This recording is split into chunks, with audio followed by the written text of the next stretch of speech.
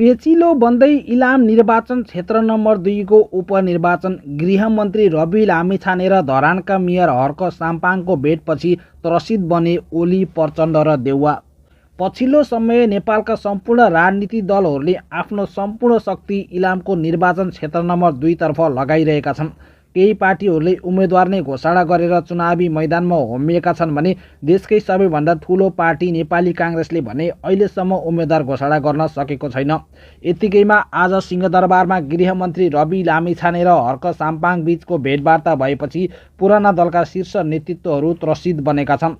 कतै मेयर हर्क साम्पाङ र रवि लामिछाने एकजुट भएर चुनावी मैदानमा होमिने त होइनन् भन्दै पुराना दलका शीर्ष नेताहरू त्रसित बनेका हुन्। विशेष गरी नेकपा एमालेका अध्यक्ष केपी शर्मा ओली उक्त भेटबाट त्रसित बनेका छन्। मेयर हर्क साम्पाङ र गृहमन्त्री रवि लामिछानेको भेटलाई लिएर एमाले अध्यक्ष केपी शर्मा ओली चिन्तित हुनु पनि स्वाभाविक हो। जसरी नेपाली काङ्ग्रेसको गढको रूपमा चिनिएको तनहुँको निर्वाचन क्षेत्र नम्बर 1 बाट स्वर्णिम अग्ले निर्वाचित भएर आए, त्यसरी नै एमालेको गढको रूपमा चिनिएको इलामको निर्वाचन क्षेत्र नम्बर 2 बाट राष्ट्रिय स्वतन्त्र पार्टीका मिलन लिम्बू निर्वाचित भएर आएको खण्डमा पुराना भनिएका राजनीतिक दलहरूको हालिमुहाली समाप्त हुनेछ। नयाँ भनिएका राजनीतिक दलहरू पुरानामाथि हाबी हुँदै जाँदा पुराना दलहरू त्रसित हुनु स्वाभाविक नै हो। विशेष गरी पछिल्लो समय गृहमन्त्रीमा रवि लामिछाने आएपछि नेपाली काङ्ग्रेस त्यसै पनि त्रसित बनिरहेको छ। गृहमन्त्री रवि लामिछानेको राजीनामा माग गर्दै पटक पटक संसद अवरुद्ध गरिरहेको छ भने रवि लामिछानेमाथि छानबिन गर्नका लागि संसदीय छानबिन समितिको समेत माग गरेको छ। आज पनि प्रतिनिधि सभा बैठकमा गृहमन्त्री रवि लामिछानेमाथि छानबिन गर्नुपर्ने भन्दै केही समय नेपाली काङ्ग्रेसले संसद अवरुद्ध नै गरेको थियो। नेपाली काङ्ग्रेसले संसद अवरुद्ध गरेपछि राष्ट्रिय स्वतन्त्र पार्टीका सन्तोष परियारले नेपाली काङ्ग्रेसलाई यस्तो जवाब फर्काएका छन्। यो सुन्नुहोस्। हामीले यो मुद्दा उठेको दिनदेखि स्पष्ट रूपमा भनेका छौँ कि जुन प्रश्न उठ्यो त्यो प्रश्नको जवाब यो हाम्रो व्यवस्थाको क्याबिनेटको प्रमुखका हिसाबमा सम्माननीय प्रधानमन्त्रीज्यूले एउटा जवाब दिइसक्नुभयो र जो नेपाल सरकारका उपप्रधान तथा गृहमन्त्री राष्ट्रिय स्वतन्त्र पार्टीका सभापतिमाथि जुन प्रश्न उठ्यो त्यो प्रश्नको जवाफ दिन गृहमन्त्री तयार हुनुहुन्छ। त्यो मौका उहाँले दिनु पर्यो, त्यो सुन्नु पर्यो। र जहाँसम्म समितिको कुरा छ, यो मिथ्या आरोपको भरमा एउटा व्यक्तिलाई जो सबैभन्दा बलियो जनमत लिएर आएको छ, जो यो देशको प्रमुख पार्टीहरूमध्ये एउटा शीर्षस्थ नेता हो, त्यो मिथ्या आरोपका भरमा उसका राजनीतिक सांस्कृतिक अधिकारलाई सङ्कुचित गर्नु हुँदैन। हामी समिति बनाउँदैनौँ भन्ने कुरा नेपाली काङ्ग्रेसलाई स्पष्टसँग थाहा छ। यो समिति बनाइराख्नुपर्ने कुरा भएन। त्यो नगर्दाखेरि त्यस पछाडि उहाँले संसदमा गर्ने अन्य आन्दोलनका कुराहरू उहाँहरूको होला। त्यसमा हामी फेरि निरन्तर संवादमा बस्छौँ, छलफलमा बस्छौँ, त्यसलाई हामी टुङ्ग्याउँछौँ। सम्माननीय सभामुख महोदय, शिरमा हाम्रो रारा ताल छ।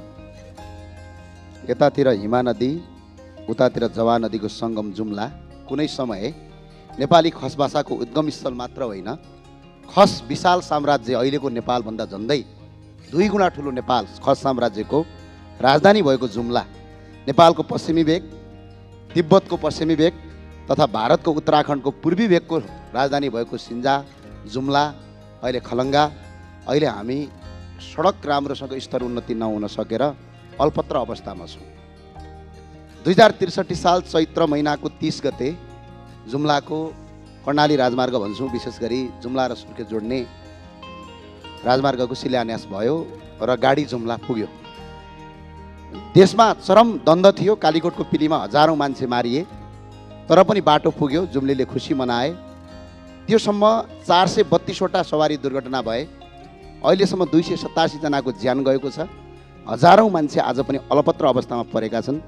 त्यही भएर सम्माननीय सभामुख महोदय, अब आउने बजेटमा यहाँ मन्त्रीज्यू हुनुहुन्छ, प्रधानमन्त्री हुनुहुन्छ भने जुम्लाको कर्णाली रारा जाने बाटो, कर्णाली राजमार्ग कालीकोट हुँदै दैलेख हुँदै जाने बाटोको स्तर उन्नति होस्। अहिले पनि त्यो बाटोमा हिँड्न सकिँदैन।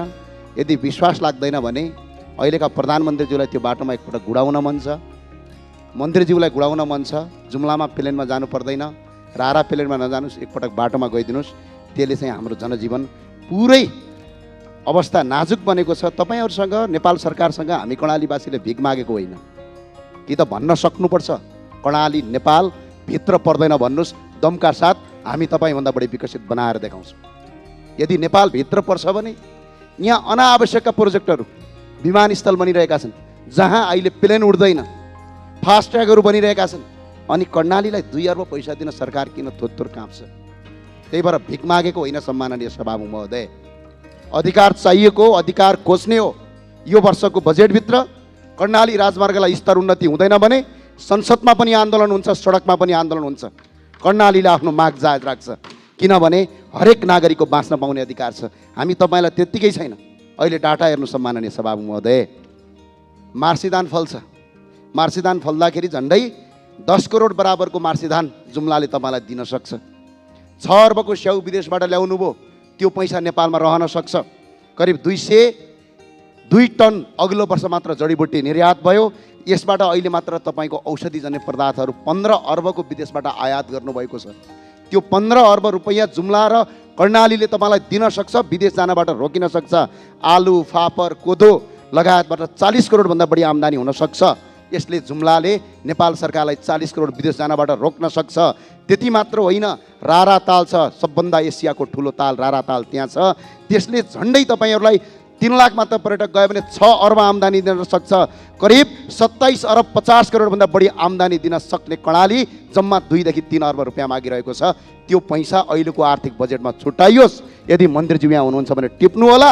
यदि त्यो अबको आर्थिक वर्षमा पनि कर्णाली राजमार्ग सुधार बन्दैन, त्यहाँ यदि बाटो राम्रो बन्दैन, यदि रारा जाने बाटो पिच हुँदैन भने हामी यही संसदमा उभिएर माग राख्छौँ। भन्न सक्नुपर्छ सरकारले कि त कर्णाली नेपालभित्र पर्दैन, यदि पर्छ भनेपछि हामीलाई समानताको अधिकार चाहिन्छ।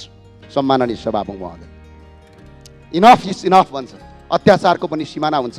अस्ति एउटा पत्रिका पढ्दै थिएँ सम्माननीय सभामुख महोदय, के लेखेको थियो भने 2080 साल माघ 29 गते अरुण चौधरीलाई रिहा गर्ने न्यायाधीश कारबाहीमा भन्ने शीर्षक थियो। त्यहाँ लेखेको थियो काठमाडौँ जिल्ला अदालतका न्यायाधीश यज्ञप्रसाद आचार्य मुगु सरुवा भए भन्नु। यहाँ कर्मचारी अपराधी भ्रष्टाचारीहरू कर्मचारीहरू के कर्णालीमा पठाएर कर्णालीलाई डम्पिङ साइट बनाएको हो? यदि डम्पिङ साइट बनाउने भने नेपालबाट अलग बनाउने हिम्मत राख्नुहोस्। हामी दमका साथ लडेर गर्छौँ। विशाल इतिहास हो। सम्माननीय सभामध्ये म 1 मिनट लगेँ।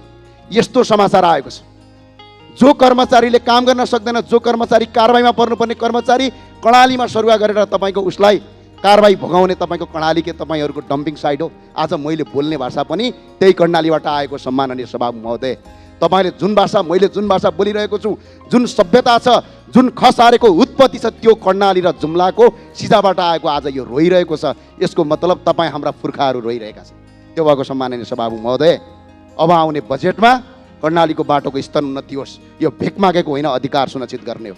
यति भन्दा बिदा हुन्छु। सम्माननीय सभामुखलाई